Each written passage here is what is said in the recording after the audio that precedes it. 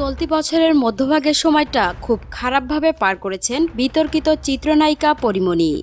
একের পর এক বিপদ, পুরো এক মাস মাদকের মামলায় কারাগারে অন্তরীণ ছিলেন। এখন ধীরে ধীরে স্বাভাবিক জীবনে ফিরে আসছেন। তবে বিতর্ক যেখানে পরীও সেখানে। আর এবার এ অভিনেত্রীর প্রেমে হাবুডুবু খাওয়ার একটি খবর নিয়ে সামাজিক যোগাযোগ মাধ্যমে মেতেছেন ভক্ত ও সমালোচকরা। এদিকে পরীমনির ফেসবুক পোস্টে লিখেছেন, আমি প্রেম ছাড়া বাঁচি না। জানা যায় 2021 সালের 4 আগস্ট পরীমনির বনানী বাসায় পরীমনি ও সাকলাইনের একটি ভিডিও প্রকাশ পায়। এতে পরীমনি সাকলাইন কিস করে, যা দেখে ভক্তরা বুঝে যায় পরীমনি এবং সাকলাইন প্রেমে হাবুডুবু খাচ্ছে। এরপর 2021 সালের 17 অক্টোবর চিত্রনায়ক শরীফুল রাজ ও পরীমনি বিয়ে করেন।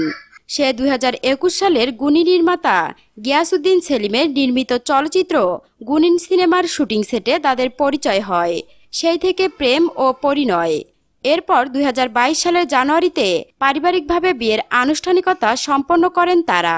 তাদের কোলজুড়ে আসে একটি সন্তান, কিন্তু এতেও তাদের সম্পর্ক টিকে থাকল না।